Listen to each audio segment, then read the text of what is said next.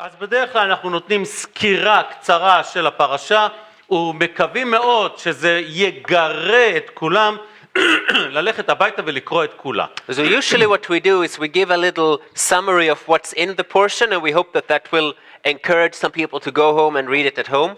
עכשיו, למה עשיתי פתיח גדול? כדי שתמצאו את שמות פרק 21. So I've been keep talking so that you will find Exodus 21 while I'm doing it, right? עכשיו, בואו נראה איפה הפרשה הזו עומדת בסך הכל של ספר שמות. But now let's look at this parasha, this portion. Where is it in the context, in the bigger context of the book of Exodus? זה פרשה אחת אחרי מתן 10 הדיברות. It's right after the giving of the 10 commandments. ו10 הדיברות הם חלק מכל קשר שיהיה לנו עם אלוהים, כי 10 הדיברות אלו התכונות הנצחיות של אלוהים. And the 10 commandments are so important. They are in the central of our relationship with God. They are at the heart of what God wants. לא משנה תחת איזו ברית אתה.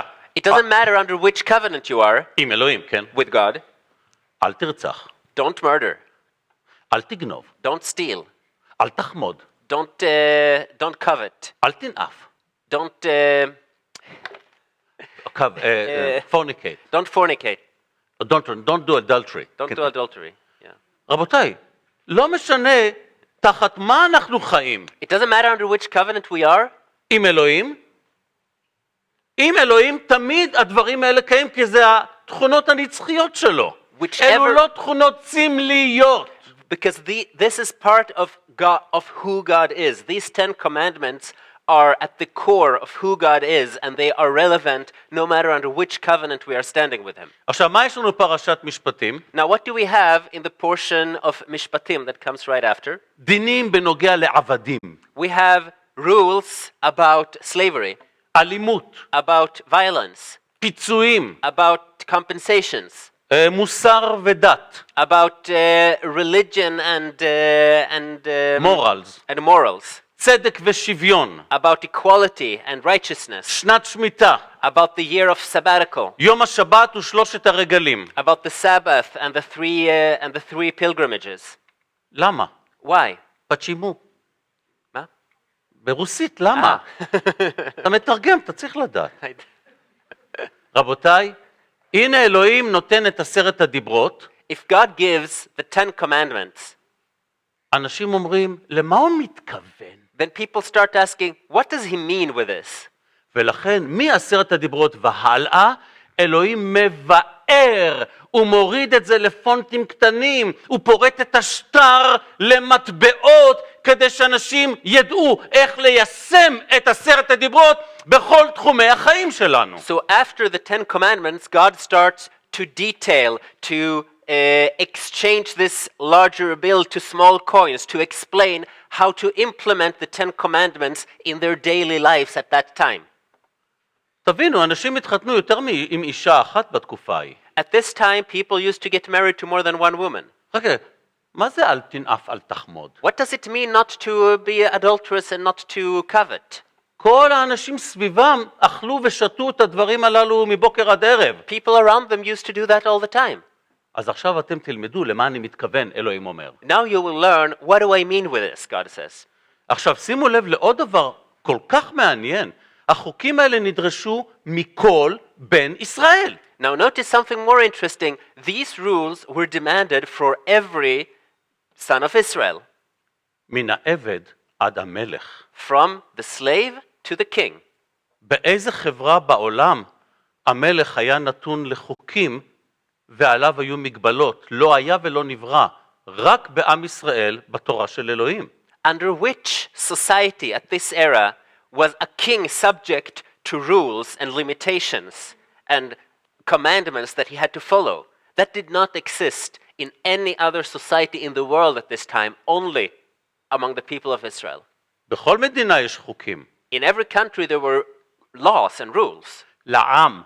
But those were for the people. המלך? The king? הרצון שלו, זה היה קובע את החוק. His will was the law. עכשיו, למה שאלוהים ידרוש מן העם את כל אמות המידה והצדק הזה? Now why would God demand all of this righteousness and these things from his people? כי אלוהים הוא המלך של העם הזה, because God is the king of this people, ואלוהים שוכן בתוך העם הזה. and God resides within this people. אלוהים שוכן בתוך העם הזה. He resides within this people. ההורים בבית, אתה מתנהג על פי החליל שלהם. If your parents are home, you act according to what their demands and their wishes. בפרק 23, פסוקים 20 עד 23. זה רק ציטוט. פרק 23, פסוקים 20 עד 20, לא לקרוא, רק לתרגם. פרק 23, פסוקים 20 עד 23. In Exodus 23, verses 22-23, שם כתוב, מה שאמרתי, כי אלוהים קדוש, הוא שוכן בתוך העם, ולכן הוא מצפה מן העם להתנהג ככה. there it says exactly what I just said. God is holy, he resides within this people, and he expects his people to act accordingly. למה העם צריך להתנהג ככה? כי העם ישראל הוא שגריר, הוא כהן לאלוהים, ולכן העמים צריכים להכיר את אלוהים על פי ההתנהגות של עם ישראל. Why is that important? Because the people of Israel are representatives of God in this world. And people around them are supposed to see how they act and realize this is what God is expecting. This is the way God works. למה אלוהים נתן את זה ומצפה? תשימו לב טוב, כי ככה בדיוק אנחנו נחיה במלכות המשיח. Why did he demand this? Notice this well, because this is exactly the way we will live in the kingdom of the Messiah. רבותיי, זה הסטנדרט של החיים שלי במלכותי. This is the standard, God is saying, this is the standard of life in my kingdom. ככה גם ישעיה פרק 11 על המשיח. We have the same also in Isaiah 11 about the Messiah. יותר מאוחר בספר דברים, החלוקה של ספר דברים מפרק 12 עד 26 היא ביאור של כל אחת מן המצוות. Later also in Deuteronomy, from Deuteronomy 12 to Deuteronomy 26, Moses is also again, God is through Moses again going through implementation and detailing each and every one of the 10 commandments. למעשה בפרק 12 עד 26 בדברים זה expository, זה exposition של 10 הדיברות. You can actually say that from Deuteronomy 12 until 26, it's an expository preaching on the 10 commandments, going through the 10 commandments, each one and what they actually mean. יופי, מה זה אומר לי? Great. What does this mean for me today? איך אני מביא את זה הביתה? How do I bring this home? אז הנה, So here, אלוהים שוכן בכל אחד מאיתנו גם היום. God lives within each and every one of us today as well. הוא בפנים. He's in here. איך אני יודע? How do I know? יש ענן ביום ועמוד אש בלילה. Because there's a pillar of cloud during the day and a pillar of fire during the night. לא. No. ככה הוא אמר, רוח הקודש שוכן בתוכו. Because he said so. The Holy Spirit is within us. תודה לאל, אני יודע שהוא פה. Praise God, I know he is here. אז אלוהים שוכן בי, והוא נותן לי את כל היכולות והאפשרויות לחיות על פי הרצון שלו. So God is within me and he gives me all the abilities and the will to fulfill his wills. לא רק לי, Not just to me. לכל גוף המשיח. The whole body of Christ. לכל אחד בגוף המשיח. Each and every one who is part of the body of Christ. כל אחד מאיתנו כהן ושגריר לאלוהים. Each one of us is a priest and an ambassador to the Lord. ואנשים צריכים להסתכל עלינו ולהבין, ככה המשיח חי. And people need to look at us and see, oh, this is how the Messiah wants us to live. גם באפסים פרק 4 פסוק 32, Also in Ephesians 4:32, איך שאול מסיים את סך הכל, איך עלינו לחיות כאדם חדש. how does Paul sum up how we are supposed to live as a new man in Christ? היו טובים איש לרעהו. Be good to one another. היו מלאי רחמים וסלחו איש לרעהו, כפי שאלוהים סלח לכם במשיח, ישוע. Be filled with compassion and forgive one another, just as God has forgiven you through Jesus. לכן, גם אנחנו, כל אחד מאיתנו כמאמינים, נכון, אנחנו חופשיים ממצוות סמליות וכן הלאה, אבל לא חופשיים מלחיות על פי הקריטריונים והתכונות של אלוהים. So also each one of us, yes, we are free from the symbolic rituals in the Old Testament, but we are not exempt from extending grace to one another and living according to God's standard. ואת זה אנחנו עושים בגלל רוח הקודש שנמצא בתוכנו. And we do that because of the Holy Spirit who resides within us. אגב, הדרשה על ההר של ישוע זה בדיוק אותו דבר, זה כמו משה מסביר את ספר דברים, ישוע מסביר את התורה, בדיוק אותו דבר. By the way, the Sermon of the Mount by Jesus, the exact same thing. Just like Moses in Deuteronomy explained the Ten Commandments, Jesus and the Sermon on the Mount explains the Torah.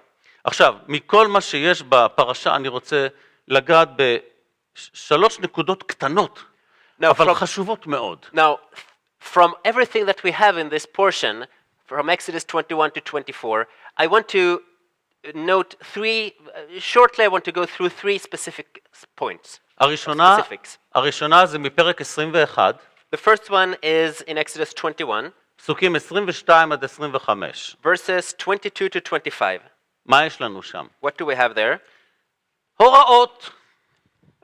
Rules. אבל אם אתם תבינו את ההשלכות, הלסת שלכם תיפול. But if you understand the consequences of these rules, your jaw will fall. שני אנשים רבים. Two people fight with one another.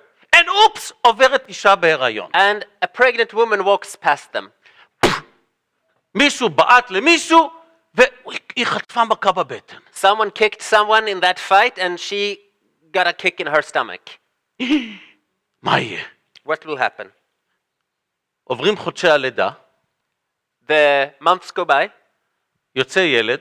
The baby is born. תודה לאל, הכל תקין. Praise God, everything is fine. הבעל רשאי להטיל קנס, פיצוי על זה שפגע בה. The husband is allowed to demand compensation from the person who accidentally hit her.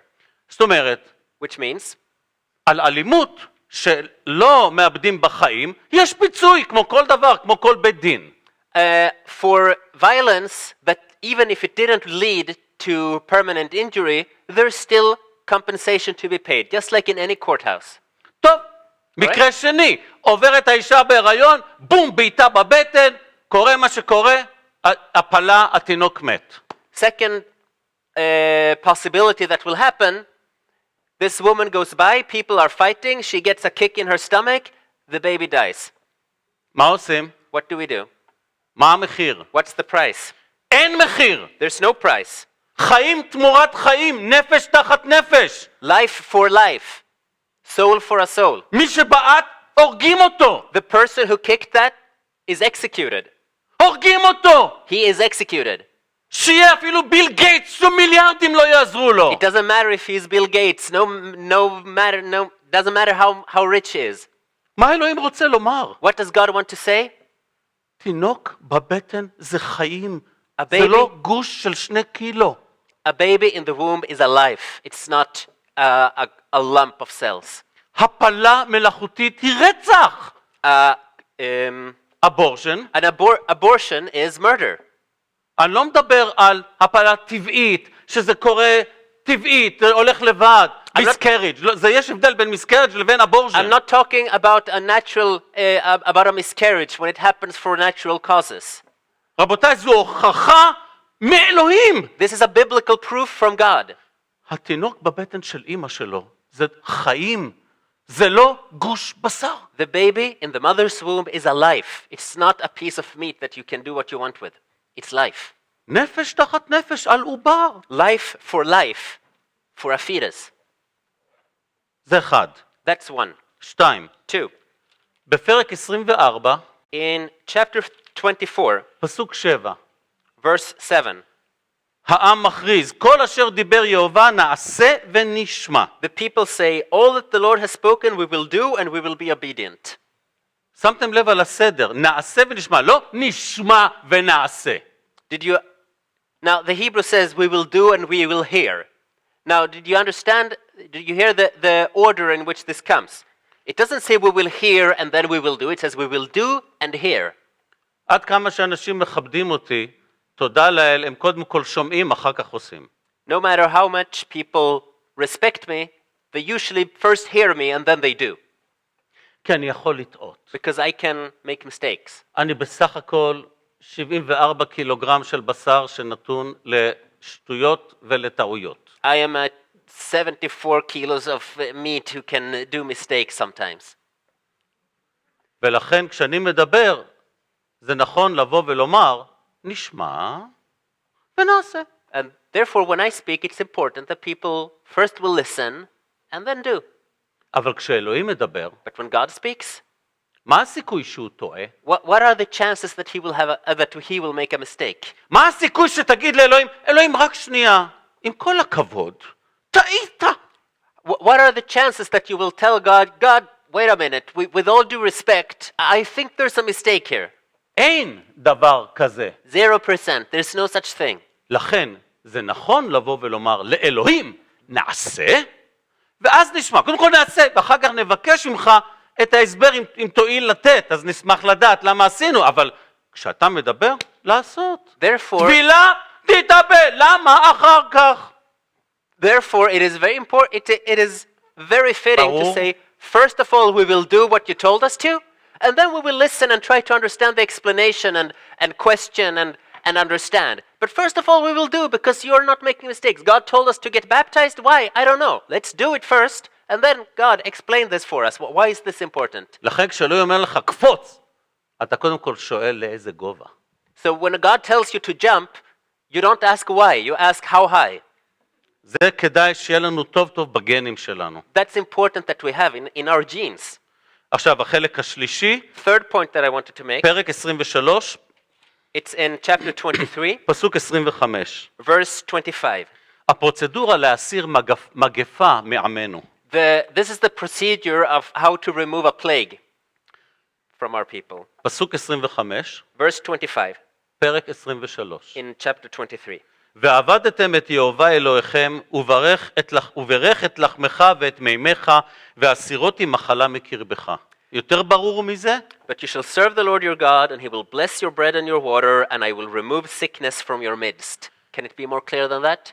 אז אלוהים נתן 10 דיברות. So God gave 10 commandments, ושאר התורה הוא מבאר אותה. and in the rest of the Torah, he goes into detail and explains them. אז בואו נקרא, נבין ונאמץ את זה בחיי היום-יום שלנו. So let's read, understand, and adopt it into our daily lives. תודה, תודה. Amen.